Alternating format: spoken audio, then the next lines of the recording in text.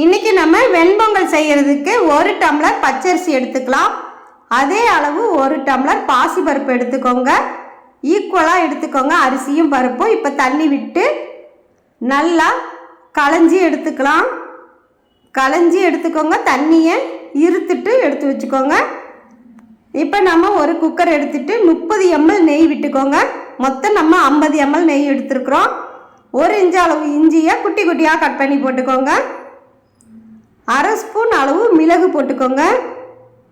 இதில் பாதி 1/4 ஸ்பூன் அளவு சீரகம் போட்டுக்கலாம். பொரிஞ்ச பிறகு 2 கொத்து கருவேப்பிலை, 3 பச்சை மிளகாவை நேராக கட் பண்ணி போட்டுக்கோங்க. 1/4 ஸ்பூன் பெருங்காயத்தூள். இப்போ நல்லா நமக்கு பொரிஞ்சு மணம் வரணும். உங்கள்கிட்ட முந்திரி பருப்பு இருந்துச்சுன்னா இப்போ 4 முந்திரி பருப்பு நீங்கள் போட்டுக்கலாம்.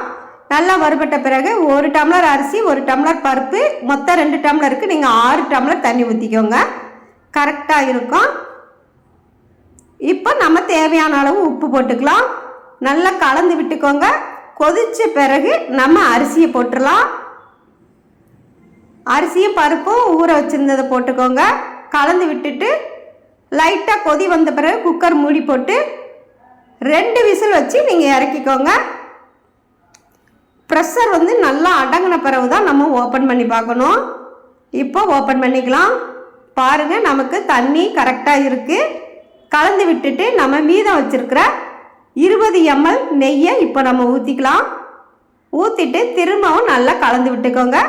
அவ்வளவே தாங்க, நமக்கு ரொம்ப ரொம்ப ஈஸியாக வெண்பொங்கல் ரெடி ஆயிடுச்சு.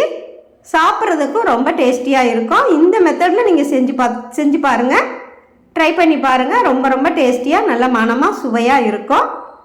நம்ம சட்னி வச்சு சாப்பிட்டுக்கலாம், சாம்பார் ஊற்றி சாப்பிட்லாம். ரொம்ப டேஸ்டியாக இருக்கும். செய்கிறது நம்ம ஃபஸ்ட்டு தாளித்து விட்டுட்டு நீங்கள் அரிசி களைஞ்சி வச்சுக்கிட்டு அளவு தண்ணி ஊற்றி கொதித்த பிறகு நீங்கள் அரிசியை போட்டு உப்பும் போட்டு 2 விசில் வச்சு இறக்கிற வேண்டியதான்.